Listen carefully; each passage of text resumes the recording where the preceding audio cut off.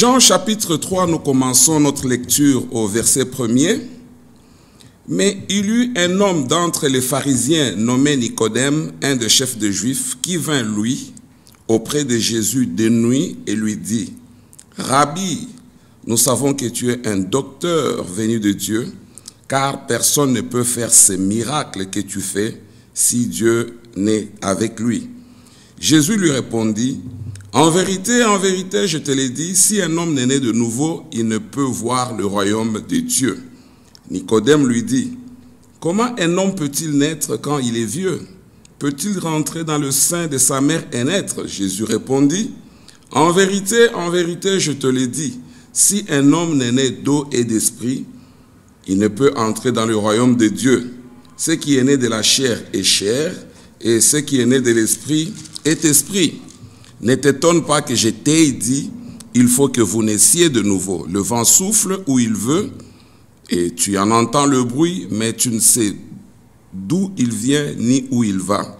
Il en est ainsi de tout homme qui est né de l'esprit. » Nicodème lui dit, « Comment cela peut-il se faire? » Jésus lui répondit, « Tu es le docteur d'Israël et tu ne sais pas ces choses. » Bien-aimés dans le Seigneur, amis de Jésus, dans le monde entier, je vous salue.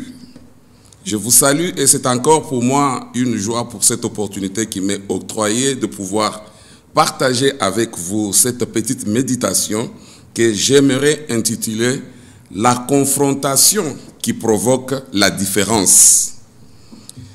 Et dans mon petit pèlerinage humble avec le Seigneur Jésus, je me suis aperçu au travers des années que la plus grande difficulté que j'ai rencontrée dans beaucoup d'enfants de Dieu et beaucoup même parmi les prédicateurs, c'est la manière d'appréhender les Écritures sans pouvoir faire la différence des alliances et des périodes.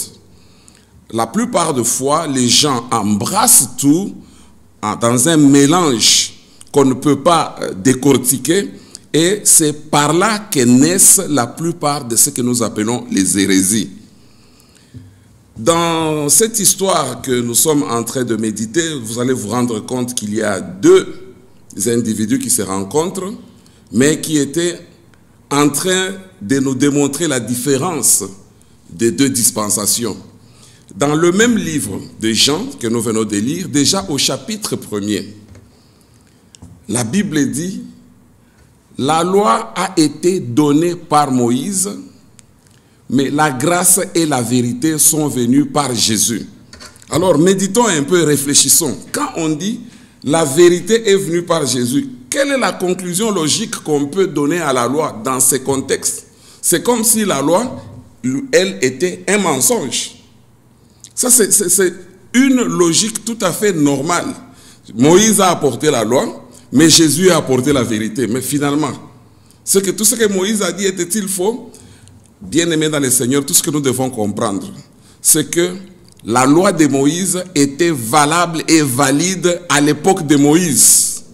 Mais quand Jésus est venu, cette loi est devenue caduque et un mauvais usage en fait un mensonge et une fausseté.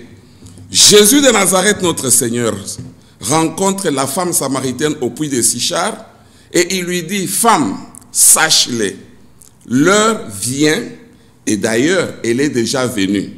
Ça veut dire qu'il y avait une heure qui devait venir, qui devait remplacer une autre heure. Maintenant, l'heure qui devait venir, Jésus dit, voici la caractéristique de l'heure qui vient. Dans l'heure qui vient, les vrais adorateurs, il n'a pas dit seulement les adorateurs, il a dit les vrais adorateurs adoreront le Père en esprit et en vérité. Alors on se pose la question, si les adorateurs de l'heure qui vient d'arriver sont de vrais, que penser des adorateurs de l'heure passée? Sont-ils de faux? C'est encore une réflexion. Ils étaient de bons et vrais adorateurs dans leur heure. Lorsque la nouvelle heure est arrivée, leur adoration devient caduque et un mauvais usage de cette adoration devient fausse, ou bien plutôt faux. C'est la raison pour laquelle nous devons comprendre ce que Paul a dit aux Corinthiens, je crois, dans sa deuxième épître au chapitre 3, il dit « Quand ils lisent Moïse, un voile tombe sur leurs yeux, parce que c'est en Christ que ce voile doit disparaître. » Voilà pourquoi, bien-aimés dans le Seigneur, la confrontation entre Jésus et Nicodème n'était pas seulement un séminaire sur la nouvelle naissance, mais c'était une confrontation qui devait nous montrer la différence entre l'ancienne alliance et la nouvelle alliance, et quelle est l'alliance qui devait prévaloir. Quand Nicodème est allé voir Jésus, j'aime beaucoup son humilité et son hypocrisie. Son humilité parce qu'il est allé voir Jésus, mais son hypocrisie parce qu'il est allé la nuit. Il ne voulait pas que les autres sachent. Parce que pour un docteur en Israël, un chef des Juifs, aller voir un jeune Nazaréen d'au moins 30 ans, qui n'a jamais été à un banc d'école, et voilà que lui était un docteur, chef des Juifs, qui va aller le voir la nuit pour aller se déshabiller, pour aller se dépouiller de son doctorat. J'appelle ça la confrontation des deux docteurs. La Bible dit que c'était un docteur de la loi qui vint vers Jésus et qui commence par lui dire d'abord « Rabbi », ce qui était même un blasphème. Nicodème ne pouvait jamais oser appeler Jésus Rabbi pendant la journée et en présence des autres. Il risquait une lapidation sincère. Mais il a dit, non, non, je dois aller le faire, mais en secret, ça c'est ma vie éternelle qui en dépend. Si je suis ce que ces gens font, je vais me perdre pour rien. Bien aimé, dans la vie, il faut se faire violence. Parfois, il ne faut pas regarder aux avantages de la société, mais il faut regarder au salut dans l'éternité. Voilà pourquoi Nicodème est allé vers Jésus la nuit. Il lui dit, Rabbi, première chose. Un rabbi, c'est le maître, c'est le docteur, c'est l'enseignant par excellence. Mais lui, il vient vers ce petit garçon de 30 à 33 ans pour lui dire, Rabbi. Et il lui dit, nous savons. Ça, c'était encore une autre révélation. Il ne parlait pas en son nom propre, mais il représentait tous les Sanhédrins, toute la classe doctorale de Jérusalem, tous ces grands qui se promenaient en pleine ville avec de longues robes, avec des phylactères et des franges, et qui avaient des parchemins, et qui faisaient qu'on puisse frayer la route quand ils passaient. Il dit, nous savons tous que toi, tu es un docteur. Alléluia. Donc lui, toi tu es docteur. Mais la seule différence entre ton doctorat et le mien, c'est que le tien vient de Dieu. Ça veut dire, ce que Nicodème n'a pas dit, mais qu'il voulait dire, c'était que moi je suis un docteur établi par les hommes. Toi tu viens de Dieu. C'est d'ailleurs la raison pour laquelle tu es là. C'est pour nous enseigner. Mais Jésus de Nazareth, quand vous lisez sa réponse, vous avez comme l'impression qu'il lui parle, lui, d'autre chose. Lui, il vient lui parler de son doctorat et du doctorat céleste. Et Jésus lui dit, il faut que tu naisses de nouveau. C'est tout. Maintenant, là, Nicodème est perdu avec toute sa licence, toutes ses agrégations. Je ne sais pas quel genre de titre il avait à l'époque, à quelle époque théologique il appartenait, ou à quel courant à cette époque, mais il était perdu devant une notion simple, la nouvelle naissance ou la naissance d'en haut. Et il pose des questions du genre, est-ce que je dois rentrer dans le sein de ma mère? Est-ce que je dois faire ceci? C'est encore le même problème auquel nous sommes confrontés aujourd'hui, parce que les gens ne comprennent pas le mystère de Dieu. Le mystère de Dieu, ça ne peut pas s'expliquer mathématiquement, ni physiquement, ni chimiquement. Ce sont des choses mystérieuses, mais spirituelles, que Dieu accorde à ceux-là qui croient en lui. Alors, il lui dit, mais comment dois-je naître? Dois-je rentrer dans le sein de ma mère? Jésus lui pose maintenant une question qui est presque ironique, et j'aime bien l'ironie de Jésus. Il lui dit, mais tu es le docteur d'Israël, et tu ne connais pas ces choses. Donc, le docteur d'Israël ne connaissait pas ces choses. Ça veut dire, en ce jour-là, bien-aimé dans le Seigneur, la rencontre entre Jésus et Nicodème avait pour but et raison le dépouillement.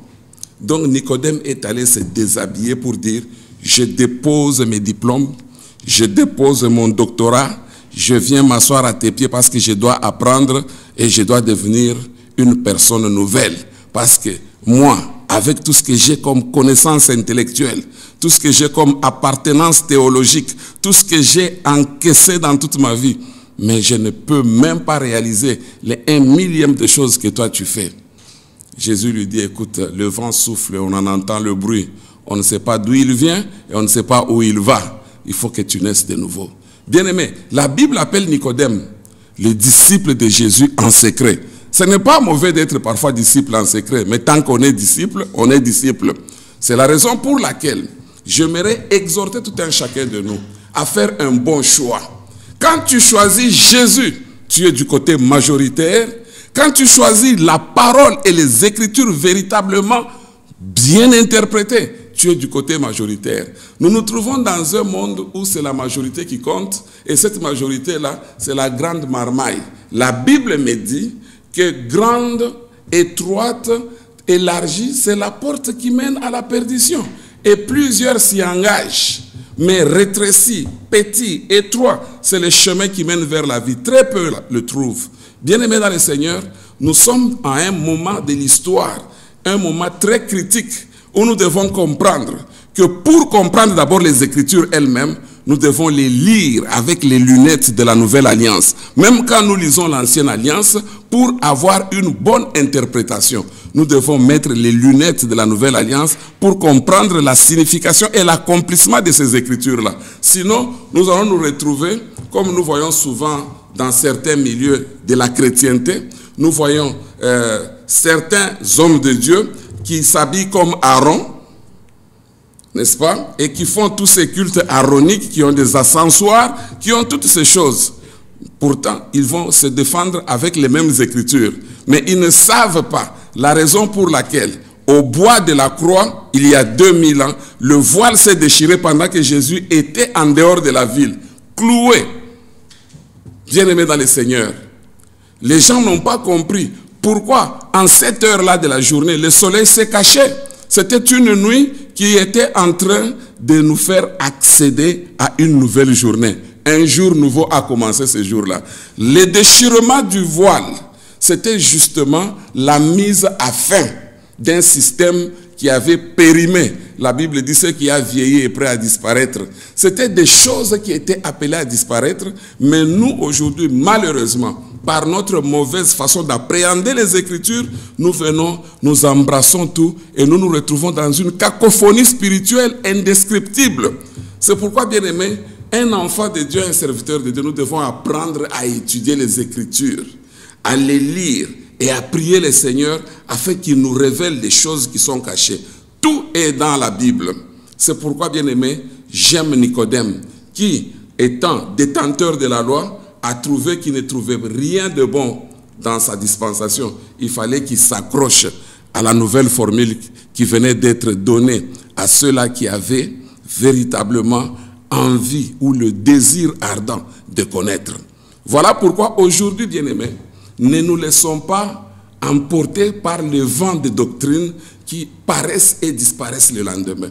La doctrine chrétienne véritable, elle est depuis là, 2000 ans, elle continue à tenir. La Bible dit, ça c'est Paul qui parle à Timothée, sache, si je tarde, comment te conduire et te comporter dans la maison de Dieu, qui est la colonne et l'appui de la vérité. Bien-aimés, nous devons savoir que la maison de Dieu est la colonne et l'appui de la vérité. Et cette vérité-là, elle ne change pas. Elle est la même hier, aujourd'hui et pour l'éternité, parce que Jésus lui-même, c'est cette vérité. Jésus n'a jamais changé. Mais aujourd'hui, nous voyons des vents de doctrines qui viennent. Des vents de doctrines qui viennent. À la télévision, dans certaines chaînes prétendues chrétiennes, mais c'est là même que vous trouvez les plus grands dégâts spirituels inimaginables. Bien-aimé, ce n'est pas parce qu'un serviteur de Dieu a le privilège d'avoir sa chaîne de télévision qu'il est vraiment approuvé de Dieu. Vous pouvez ne pas avoir votre chaîne de télévision, mais dans votre petit coin, annoncer la vérité. Et la vérité se trouve du côté de Jésus, et non pas du côté de la loi, ni du côté des hommes de ce monde. Voilà pourquoi, bien-aimés, accrochons-nous à Jésus, parce que la vérité est venue avec lui. Et cette vérité, elle est inébranlable. Tu es avec Jésus, tu es un gagnant, tu es un champion, tu es irréversible. Amen.